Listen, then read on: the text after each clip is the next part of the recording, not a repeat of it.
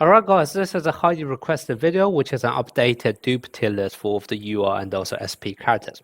Now the reality right now is that we have far too many UR and SP characters, so if I try to squeeze everyone in the same video, the video will get far too long. So instead, I'm actually going to split it by position, and today's video is going to be about the Libero and also the opposite hitter position, because there are not too many characters there, so I can actually bundle up the two characters together, or the two positions together.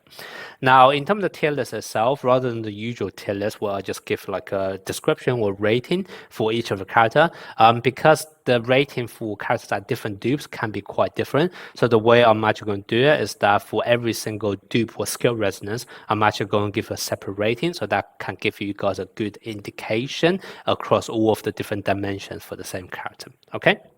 Now, one thing to always bear in mind when I make any kind of like dupe priority tier list is to know that any kind of rating I'll give to the characters is more to do with the prioritization of the resources, but not really to do with how strong the character themselves are. So a good example, for example, here you can see for Komori, I have a rating of 3 for him as skill resonance 1. However, as skill resonance 2, it's only going to be a rating of 1. That is obviously not to say skill resonance 2 would actually make Komori worse, because that would never happen, right? A dupe would always make a character better. However, from a resource priority point of view, it's just not really worth it going after skill resonance 2. So that's kind of the rating is lower. It's not to do with the rating of the character themselves, but more a rating of the resources you need. What resources should you prioritize using it on? Okay. Now, in terms of the rating itself, is going to be between 0 to 5. The number 2 here is normally going to be the baseline. So you will, for example, see a lot of character will start off with a score or rating of 2, because that's just kind of the average expectation I would expect for you guys to get for characters of that level. However, if it only have a rating of 0 or 1, normally that means it's just not worth using that resource. So you can either skip the character completely, or if it's actually a character you'll be playing all the time, sure, you can get a tiny amount of buff into that character, but it's just not worth it in comparison to, for example, what the same number of resources can do for a different character. Okay.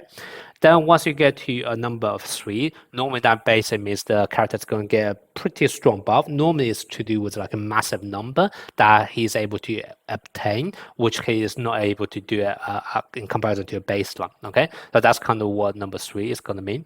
And then number 4 and 5 is normally going to be when the character is going to have a new mechanics, and that normally can mean the character can all of a sudden be team built in a slightly different way and unlock more possibility for him, and just brings more out of that character than what he's able to do in his base kit. Okay, and then the difference between 4 and 5 is normally just 5 is much more game breaking mechanics that will be introduced.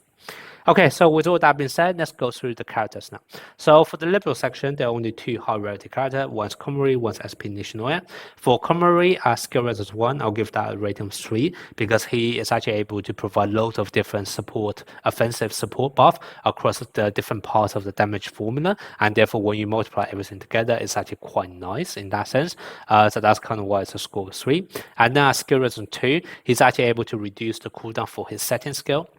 But in all honesty, I'm not too sure whether or not his setting skill is actually better than, let's say, a normal set from a dedicated setter with all of the potential built towards setting.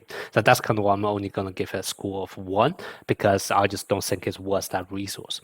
And then as skill resonance 4, I'm going to give it a score of 3, because he is now actually able to buff up the reflex for your entire back row. Reflex is one of those buffs which not too many characters are capable of buffing up, so that's kind of why it's a nice buff. And also a lot of time you can actually trigger certain mechanics which require your character to crit, and defensive crit is often a lot harder to achieve than offensive crit. So any kind of buff towards reflex is always going to be viewed good in my opinion. So that's kind of why I'm going to give it a score of 3. Then we move on to SP Nishinoya. SP Nishinoya skill resonance 1, he's just a very good Libero for the fact that he has SP level stat. But other than that, I wouldn't think there's anything crazy. So that's kind of just a baseline score of 2. As skill resonance 2, he's actually capable of spamming his receive, and because receive ultimate, and that obviously will free up the team building for your team, because now you can actually team build without any dedicated receiver at all, and basically have Nishinoya to receive everything. So that's kind of why it's going to be be a rating of 5. And then that's also going to be the case at skill rating 4, because now he can actually reduce the cooldown for your ultimate spikes as well. When I think when his receive is not bad, but because he can actually spam his receive ultimate, it's a lot easier for you to trigger that as well. And if you can actually reduce the cooldown for your spikers, once again, that can potentially mean you don't have to bring as many spikers onto your team, etc., and then give you more flexibility in terms of your team building as well. So that's also a very, very strong game breaking mechanics in my opinion. So that's kind of why a rating of 5 here. Now let's move on to the opposite hitter. For Ushijima, his kit is so similar to SP version of Ushijima, so he's kind of just been power crab completely there. So that's why it's a score of 0 all around, and that's also going to be the same thing for Osamu Miya as well. Okay, he's just going to be completely power crab by the SP version of himself. So that's kind of why both of them just a score of 0 across all of the resonances. Then for Kunami, at skill resonance 1, that's just a baseline score, so I don't think he does anything in particular extraordinary compared to other spikers. So that's just a baseline score of 2. Skill resonance 2, however, he gets a game breaking mechanics where he can restore the stamina for your team, and also that's from the bench. Okay, and that basically makes him a hidden ace man on any kind of team. It's probably one of the strongest passive available in the game, so that's kind of why it's an instant rating of 5. And then at skill resonance 4, he can give also, I think, a 5% buff to all of the basic stats from the bench. It's from the bench, so that's kind of why it's a very nice additional mechanics he's able to provide. However, 5% by itself is quite low, so that's kind of why I'm only going to give a rating of 4 rather than 5. Okay. The next one we have is going to be SP Ushijima. SP Ushijima at skill resist 1, he has a cooldown, I believe, of just 4 necrossing, which also is good. Lots of other characters can also do that, so I don't think he's doing anything outstanding, so that's why it's only a baseline of 2. At skill resist 2, however, he becomes the only one who is able to spam ultimate spikes by himself. That is a massive improvement in the way you'll be able to play him. Essentially, that frees up the team building for your entire team where you don't even need to bring a second spiker. So this is going to be a massive game-changing mechanic. That's kind of why it's just rating 5.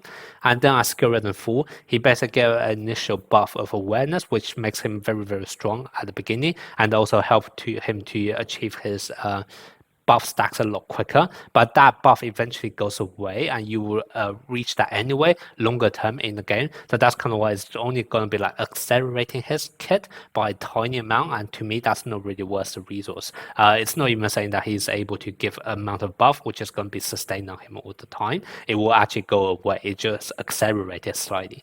So that's kind of why I feel like it's not worth the resources and only a rating of 1. Then let's move on to also Miya. To be honest, I have to say, he is probably the character which I really have no idea what his role is trying to be. He is the only one, like on-court player who have a setting ability, which almost make him like very suitable in a formation where you want him to be a secondary setter. But the reality is, a lot of time your Libero can already do that, and you don't really need 3 different characters capable of setting. So that just makes me very, very confused in terms of what he can actually provide. So, you know, I may get a lot of my impression of him wrong, so do let me know if you actually know what's the right way of actually using him. But his role to me is not very clearly defined, and for that reason, as skill resist 1, skill resist 2, I don't really see anything special about him, to be honest. He has some kind of a unique edge, but I don't really see what that unique edge would actually achieve in an actual match where you can just use a Libero as a secondary setter. So that's kind of why it's just going to be a rating of 2 for both skill resist 1 and skill resist 2. At skill resist 4, I can now actually see something special about what he's able to provide, because his setting skill can become an ultimate instantly, and also he's actually able to give a huge amount of, I believe, attack technique buff when he's setting, and that can almost turn him like an actual setter, rather than in comparison to some of the Libero, whilst they have a setting skill, doesn't actually provide too much supporting ability or very strong setting multiplier, etc. So at least I can see a bit of edge for him at skill resonance 4. And that's kind of what put him as crazy buff, so a rating 3 at skill rating 4.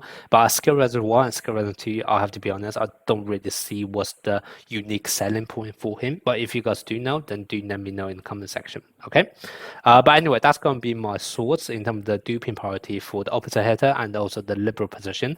The next one I'll do is probably going to be the mid blockers, and I will definitely do that before, for example, Suki and also Crow, before their release, so you know how much resource to plan for them, okay?